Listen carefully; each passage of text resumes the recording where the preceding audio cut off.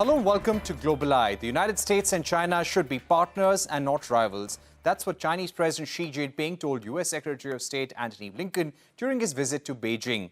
Blinken arrived in China on the 24th of April in what was seen as a lukewarm welcome by the Chinese authorities. His trip to China, the second in 1 year, comes as the two nations seek to expand communication and stabilize rocky ties, while also navigating a host of thorny issues, particularly China's support for Russia, its aggression in the South China Sea and towards Taiwan. Xi Jinping told Blinken that there are still a number of issues that need to be resolved between China and the US. He said that the earth is big enough to hold the common development and prosperity of China as well as the United States. In a meeting with the Chinese Foreign Minister Wang, Blinken expressed Washington's concerns about the support that China provides to Russia.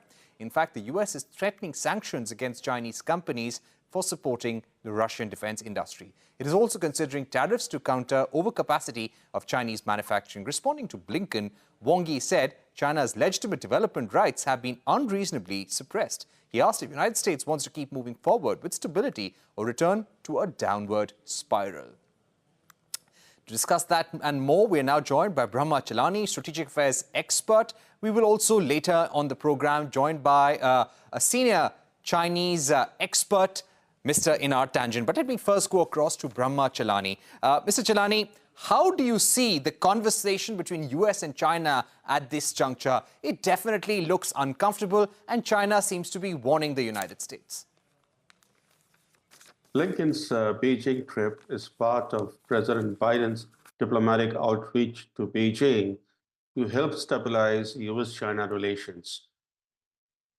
Biden and Xi Jinping held a summit meeting in San Francisco last November, and before that summit meeting, Biden sent 5 of his cabinet officials, one after another, to Beijing.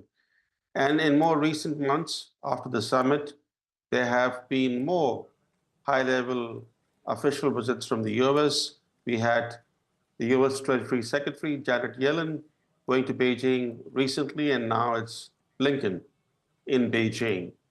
The fact is that Biden, because of America's preoccupation with 2 wars, the war in Ukraine and also America's growing involvement in the conflict in the Middle East, America looks overextended.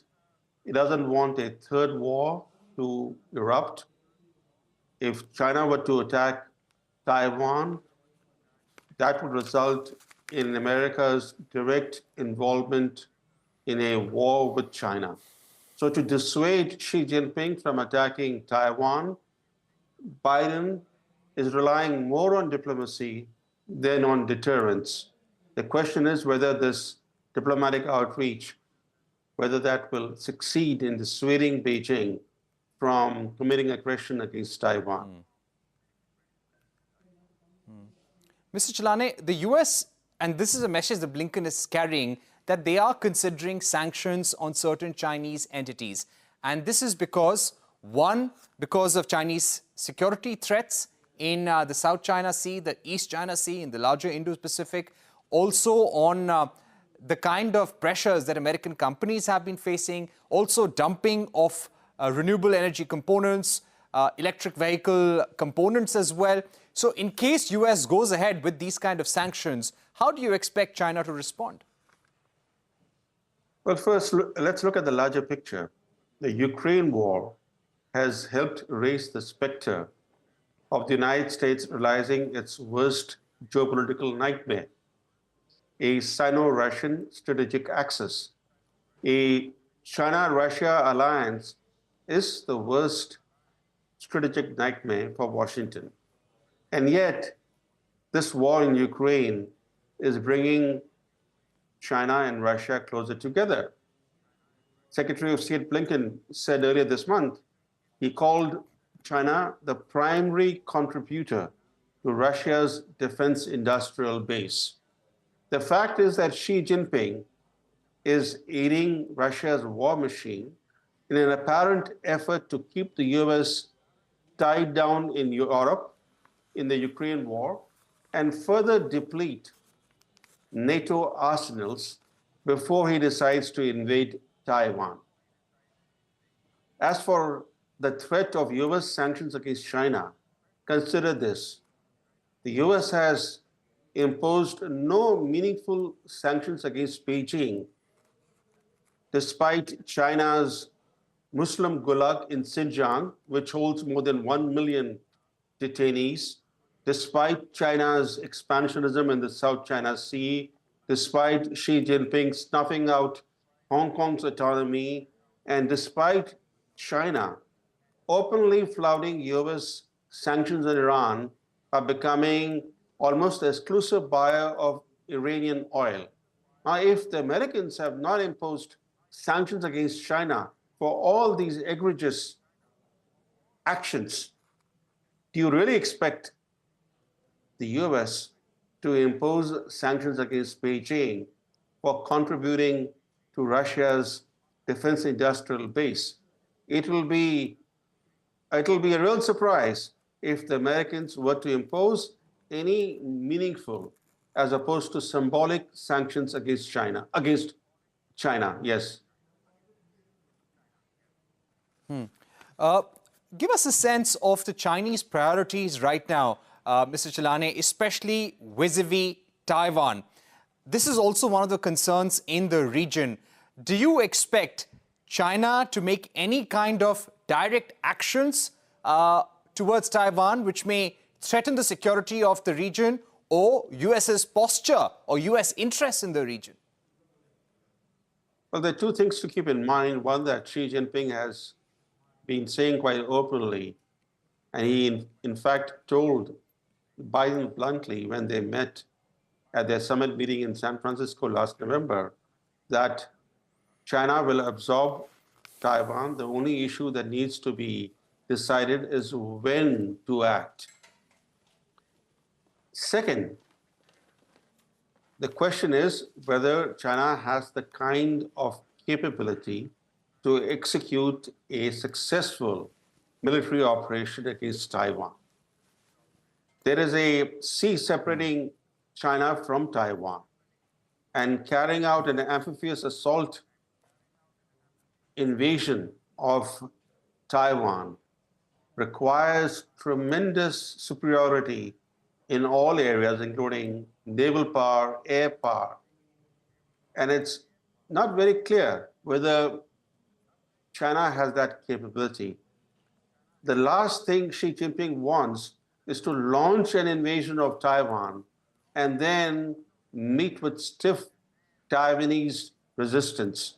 That would be a huge defeat for Xi Jinping. He will lose power very rapidly in China. So before he decides to invade Taiwan, he would like to be sure that his military operation would be successful. All right. Mr. Chellaney, thank you so much for giving us your perspective on the Blinken visit to China and the message that the Chinese leadership has given out to him. Let me now go across to Einar Tangen, joining us from Beijing. Mr. Tangen, thank you very much for joining us. Beijing has conveyed to the United States that you need to choose between stability and downward spiral. What's the larger message here and the consequences? Well, the U.S. keeps saying that they want to have better communications, that they want to manage a contentious relationship. But, you know, when you're sending your number one diplomat over, it's not wise to be attacking Chinese companies like TikTok. It's not wise to be releasing human rights reports, which are basically echoing the kind of lies that were told by, I shouldn't say lies, the falsehoods were being told by Professor Chellaney, that there's 1 million Uyghurs being locked up in Xinjiang. I mean, these things are false. You can repeat. The issue is that you can say one lie, and it's easy to refute. But if you say 1,000 lies or 10,000 lies, or you say more lies every day, it's impossible. And this is what the U.S. is doing. They want to flip the script. They want to kind of take attention away from, you know, what's happening in Gaza. They want to talk about China as the evil empire, as they did about Japan back in the 70s. In 1986, they forced Japan to sign the Plaza Accords. Today, Japan's economy in real dollar terms is worth less than it was in 1986. The U.S. does not play well with rising powers. It didn't matter if this was China or if it was India. They would expect the same treatment. It has to do with America's belief that only America can be in charge of the world, that it's necessary, that white men need to be in control to make sure that other men do not create World War III, even if they start World War III.